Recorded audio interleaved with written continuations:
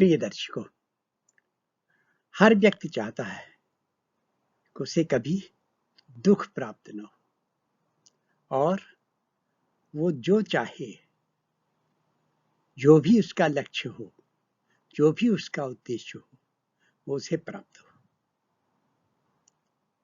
पर ये कैसे संभव है? श्रीमद् भगवत गीता में श्री कृष्ण ने 6वें अध्याय में कुछ ऐसे श्लोकों का वर्णन किया है जिसमें उन्होंने बताया है कि दुख को कैसे हरण किया जा सकता है,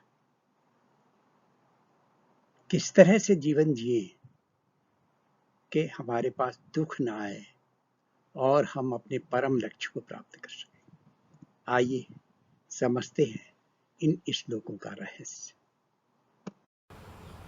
युञ्जन्नेवं सदात्मानं योगी नियतमानसा शांतिं निर्वाण परमां मत्संस्थाम् अधिगच्छति।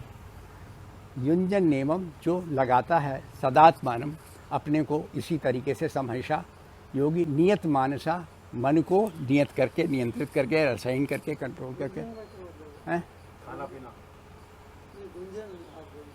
युञ्जन्नेवं, योगी मैंने लगाना, युंज करना, लगाना, असाइन करना, अपने को इंगेज करना। युञ्जन एवं सदा, एवं माने इस तरह से, युञ्जन एवं सदात्मानं योगी नियत मानसा, मानस को नियत करते हुए, असाइन करते हुए, मन को असाइन कर, शांतिम निर्वाण परमाम, वो परम शांति को प्राप्त हो जाता है। मत संस्थाम अधिगच्छति, और वो मेरे इंस्टीट्यूशन की में बढ़ जाता है, मतलब मेरे भी सब चीज़ों में वो इंगेज हो जाता है, और वो फिर तो मेरे बराबर मेरी तरह से हो जाता है। नात्यस्तु योगोस्ति न चैकांत मनस्तता न चाति स्वप्नशीलस्य जागृतो नैव चार्जुन। और जो योगी है उसे क्या करना चाहिए नॉर्मल दिन में? ये तो बैठने के टाइम पे जिस समय योग कर लगाया हुआ उसने ध्यान में, लेकिन नॉर्मल क्या, न अत्यश्न तस्तु न अश्नितः अस्तु, ज़्यादा नहीं खाना चाहिए, समझे? अश्न माने खाना, भोजन, ज़्यादा भोजन नहीं, न अत्यश्न योगोस्ति न चैकांत मनस्तता, और न ही कम खाना चाहिए। एकांत मनः, एकांतम अनस्ता, मतलब जो ना तो कम खाना चाहिए, ना तो कि आपको भूख लगी है, आपके पेट में दर्द हो रहा है, या तो आपका ज़्यादा खा लिया तो आपका पेट, तो इसका आपको होगे नहीं, आप ध्यान कर ही नहीं पाओगे। न चाति स्वप्नशीलस्य, और ना ही ज़्यादा सोना चाहिए, अति स्वप्नशील नहीं होना चाहिए। न च अति स्वप्नशीलस्य जागृतो नैव चार्जुन, ना ज़्यादा जागृत होने वाला है, ना ऐसे कि तुम्हें नींद नहीं आ रही है, ना ये हो कि तुम ज़्यादा सो रहे हो, ना खाओ पियो ना ज़्यादा सो। और इसके बाद का ही वो श्लोक है, युक्ताहार विहारस्य युक्त चेष्टस्य कर्मसु युक्त स्वप्नावबोधस्य योगो भवति दुःखः। आप युक्त आहार करो, युक्त विहार, आपकी लाइफ स्टाइल युक्त हो। युक्ताहार विहारस्य युक्त चेष्टस्य कर्मसु युक्त स्वप्नावशीलस्य, आपने कर्म में जो चेष्टा, आपका एफर्ट है, स्ट्रेस, वो भी उपयुक्त होना चाहिए, जैसे स्ट्रेस ना पड़े। युक्त स्वप्नावबोधस्य, उपयुक्त सो, उपयुक्त जगो। योगो भवति दुःखः, ये सारे दुख को दूर करता है।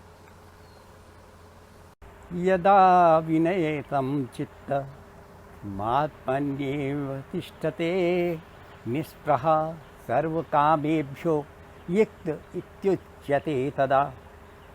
इसमें कहा है, यदा, जब, विनियतम, विशेष नियत किया हुआ, विशेष असाइंड, चित्त, जो आपका चित्त है उसको स्पेशली असाइन किया है। आत्मनि एव तिष्ठते, जब वो आत्मा में बैठ जाता है, अब केवल उसी के साथ सारा चित्त तुम्हारा आत्मा में बैठ जाता है, बाहर से निकल जाता है। निस्पृहा, निस्पृहा न चाहना, स्पृहा चाहना, निष्पृहा न चाहना, सर्व कामोभ्यो, सभी काम, जो कामनाएं हैं उनसे निष्पृहा, उसको न चाहते हुए, युक्तः इति उच्यते तदा, तभी आप जो है युक्त कहे जाओगे कि आप योग में आ गए हो, तभी आप कहे जाओगे। पहले तो उन्होंने योग का बता दिया कि कब आप माने जाओगे आप योग में आ गए हो। यदा विनियतम चित्त मात्मन एव तिष्ठते निष्प्रह सर्व कामेभ्यो युक्त इत्युच्यते तदा। जब आपका जो सारा चित्त जो है आत्मा में पहुंच जाएगा, आत्मा में ही देखेगा, बाहर कुछ नहीं दिखेगा, आत्मा में ही अंदर देखने लगोगे, तभी जो है आप जो है योगी कहे जाओगे। This the target. अब जो है यथा दीपो निवातस्थो नेंगते सोपमा स्मृता योगिनो यत चित्तस्य युञ्जतो योगमात्मनः। अब उन्होंने एग्जाम्पल दिया है, यथा दीपो, जैसे दीप, कोई दीप का प्रज्वलन निवातस्थ हो, निवात, नी माने नहीं, वात माने हवा। जब जहाँ पर हवा नहीं होती है उस स्थान पे स्थित दीपक की लौ हमेशा जलती रहती है, हिलती नहीं, नेंगते, नहीं कांपती है। स उपमा स्मृता, वही उपमा जो है आपके चित्त की है, मन की है, हाँ वो होनी चाहिए। वही उपमा जो है आपके चित्त की है कि आप जब पहले निवातस्थो हो जाओ, जहाँ आपके वायु न रहे, जैसे दीपक के लिए वायु होती है, तो वही दिया है योगिनो यत चित्तस्य। ऐसा ही जब योग के द्वारा अपने चित्त को वैसा बना लो कि आप कांपे नहीं, इधर उधर जो है फ्लक्चुएट न करे। युञ्जतो योगम आत्मना, अपने आत्मा में के साथ योग करो, उसमें लगाओ, योग में लगाओ। यथा दीपो निवातस्थो नेंगते सोपमा स्मृता योगिनो यत चित्तस्य युञ्जतो योगम आत्मना यत्रो परम ते चित्तम निरुद्धम योग सेवया यत्र चैवात्मनात्मानं पश्यन्नात्मनि तुष्यति। यह है यत्रो उपरमते, यत्र जहाँ, उपरमते मतलब शांत हो जाए, उपराम हो जाए चित्त। जब चित्त उपराम हो जाए, कैसे? योग सेवया निरुद्धम, योग के सेवन करके, योग का करके, योग की सेवा करके, योग की सर्विस लेकर जब आपका चित्त जो है उपराम हो जाए, शांत हो जाए, यत् चैवात्मनात्मान, जब आप आत्मा से आत्मा को ही देखने लगें, खुद सेल्फ को आप अपने आप में ही देखने लगे, पश्यन् आत्मनि तुष्यति, आत्मा को देखते हुए आप तुष्ट महसूस करें। यत्रो परमते चित्तम निरुद्धम योग सेवया यत्र चैवात्मनात्मानं पश्यन्नात्मनि तुष्यति, देखते हुए, अपनी आत्मा को देखते हुए आप तुष्टि महसूस करो, सेटिस्फैक्शन महसूस करो। करते हुए अभ्यास ऐसे योग से युक्त ध्यान का, मन नियंत्रित तन संयमित मुक्त देहाभिमान का। करते हुए अभ्यास ऐसे योग से युक्त ध्यान का, मन नियंत्रित तन संयमित मुक्त देहाभिमान का। स्वयं में स्थित परम शक्ति सदा कर सके प्राप्त, लक्ष्य पाए कौशल से उपयोग कर निज ज्ञान का। योग यह न प्राप्त हो बहुत अधिक खाने से, न योग सिद्ध हो नितांत भूखे रह जाने से। अति स्वप्नशील होने पर न कुछ हो प्राप्त, न सिद्ध हो योग अति जागते रह जाने से। स्वयं के अनुकूल सदा युक्त आहार करें, जितना आवश्यक हो उतना ही विहार करें। कर्म की चेष्टा हो सामर्थ्य के अनुरूप ही, युक्त जागे सोए तब योग सब विकार हरे। विशेष रूप से अनुशासित हो जाए जब मन, स्थित हो आत्म में मान, आत्मा का शासन सब भौतिक सा कामनाओं में हो आकांक्षा रहित, कहलाए हो गया योग से युक्त तभी वही जन, विशेष रूप से अनुशासित हो जाए जब मन, स्थित हो आत्म में मान, आत्मा का शासन सब भौतिक कामनाओं में हो आकांक्षा रहित, कहलाए हो गया योग से युक्त तब वही जन।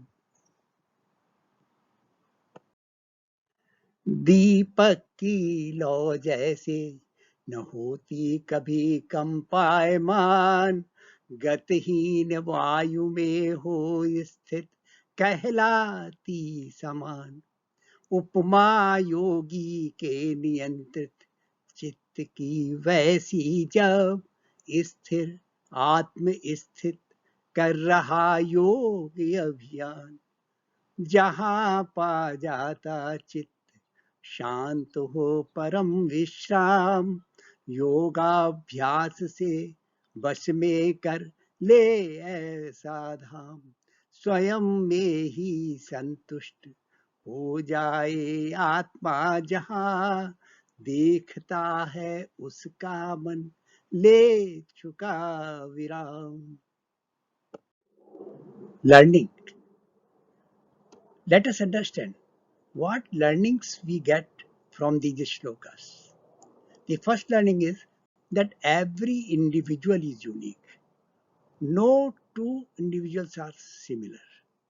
So, we must not compare with anybody else, because my capability is different than the other's capability. My requirement is different than the others. So, what should we do? We should do the SWOT analysis.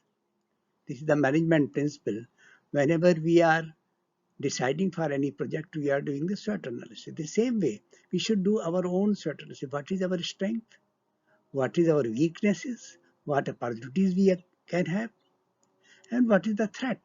What are the threats in our life? Accordingly, we should decide what we should do. Then we should lead life suiting to our own self. It means we should decide what foods will suit us, what is our body requirement, how much food we should take, how much sleep is our requirement. Similarly, what knowledge we are having and what area we should cover more. Like that, we should decide how should we lead the life. Third is that we should do meditation, because even if you are healthy, you are meeting your requirements, but if your mind is not in focus, you will not be achieved, you will not be able to achieve the goal what you want. For that, in order to improve your focus, the meditation is your basic requirement. How we should do the meditation, that we have already described in previous shlokas. And we should know that when we apply the required skill with focus, then it will lead to goal. What are the basic requirements for the reaching to the goal? That our mind should be in focus. It should focus the goal. It means first we should decide what is our goal, then focus our mind, and then verify whether you are having that skill that is required to achieve that goal. Whatever weakness is there, that we must cover up, and we should decide our goal according to our strength. Then we will be able to achieve the target, achieve our goal, ultimate goal. Though basic ultimate goal is that we should reach to the God. But what is God?